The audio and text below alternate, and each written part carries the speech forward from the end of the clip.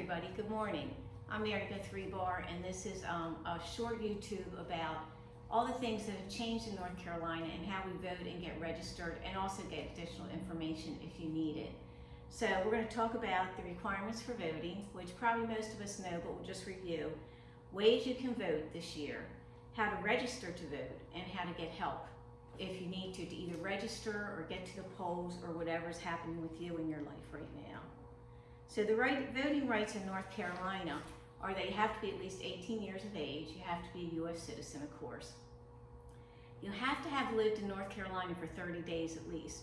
So if you're new to North Carolina and you haven't lived here for 30 days, before Election Day, you need to do an absentee ballot in your prior state. Okay, so you need to get that done if you want to vote.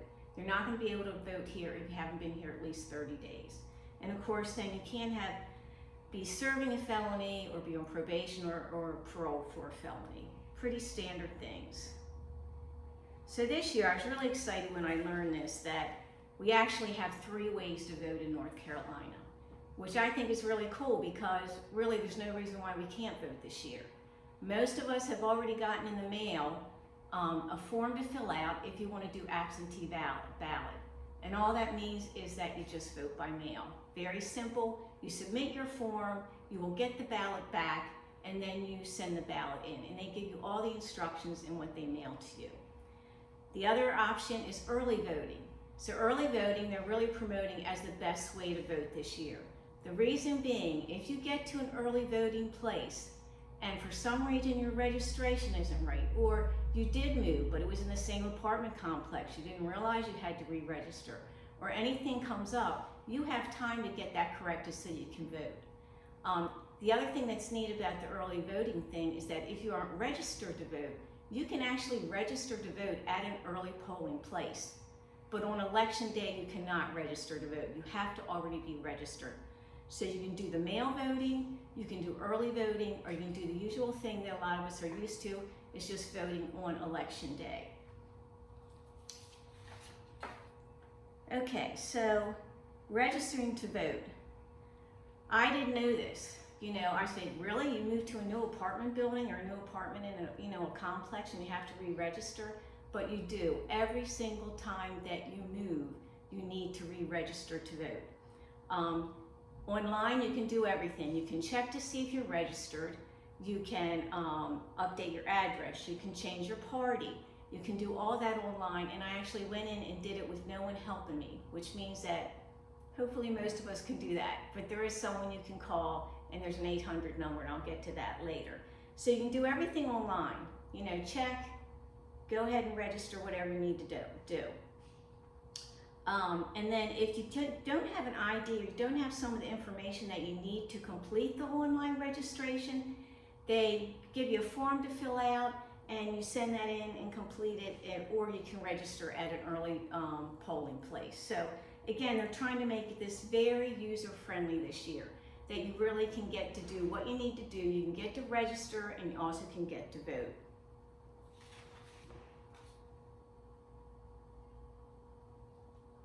So, as I was saying before, you can register to vote at an early polling place. And actually, the Calabash Senior Center here is one of the early polling places.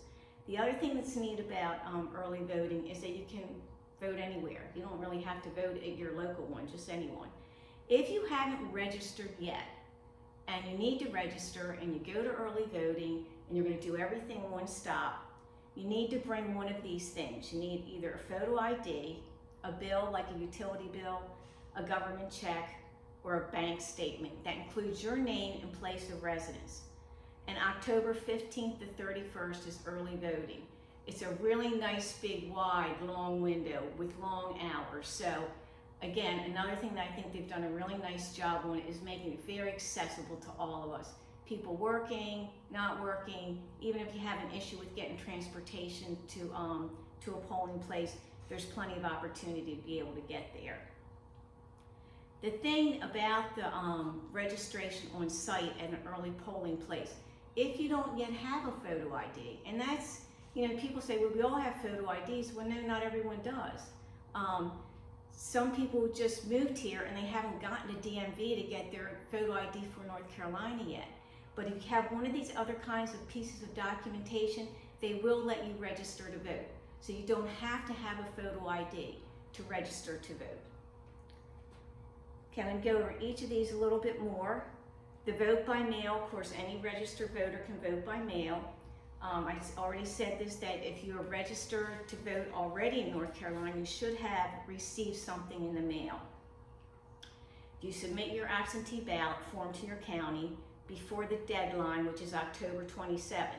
So, and the Board of Elections is not the same as your polling place, okay? And they tell you that on the form, okay? So you have to fill out the form, submit it to them by October 27th. You will get your absentee ballot to fill out, and then you can mail it in. And then it must be delivered or postmarked by Election Day.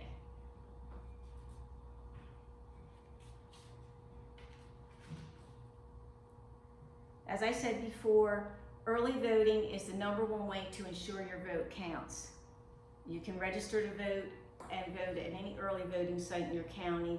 We have 17 days of early voting. You can fix any problems.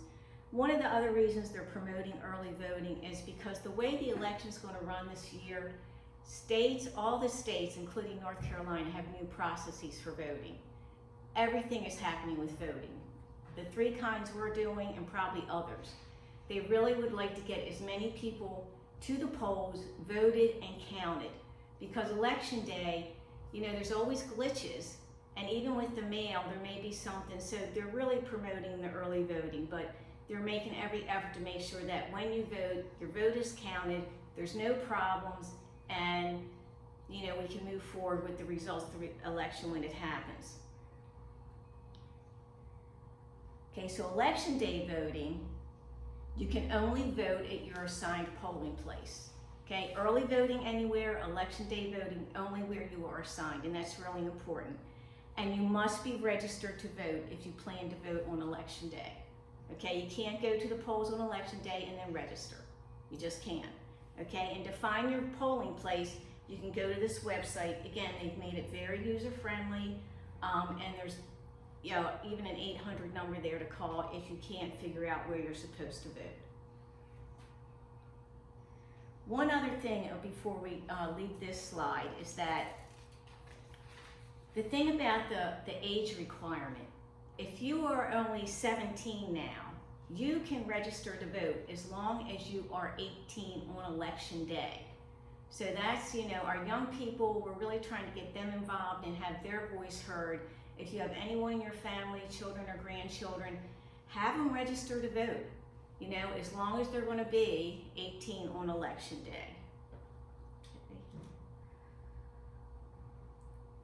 And here's the Get Help information. So you can call a volunteer, and a volunteer will walk you through how to register to vote online.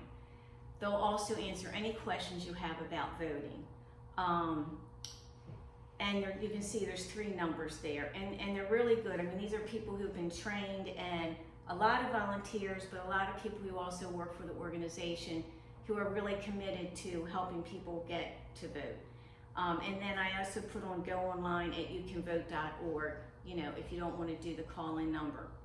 If you do need a ride to go to the polls to vote, call the Senior Center and they will connect you with the Neighbor to Neighbor program, which is just us helping each other with rides and things, and it's a really great program.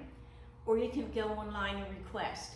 The You Can Vote organization has people who are volunteering to get people to the polls on Election Day. So again, I thought that was a really neat thing that they're providing.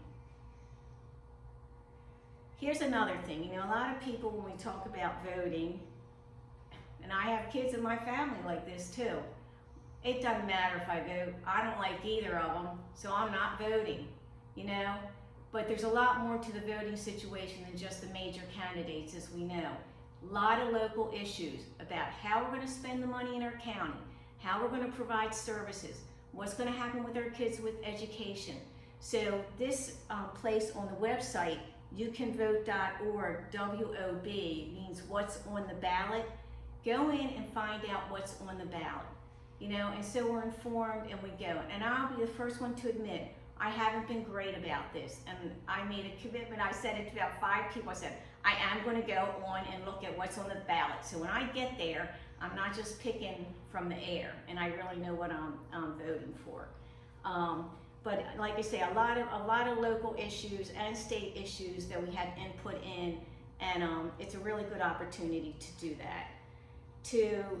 And the what's on the ballot information is actually from the League of Women Voters, their webpage.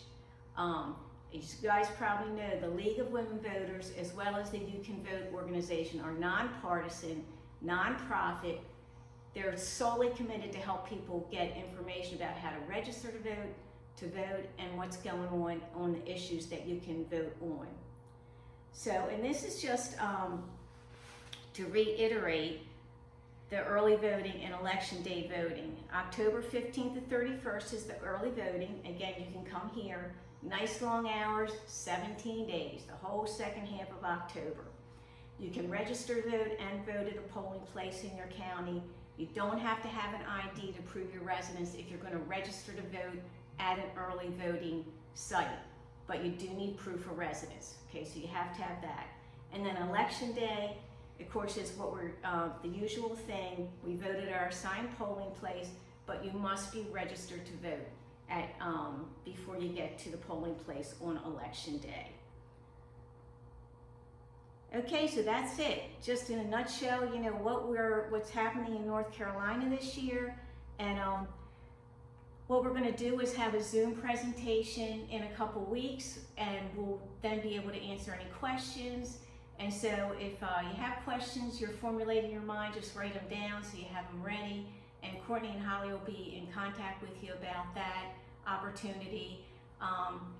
If you have a chance, go on the website, youcanvote.org, and just look around.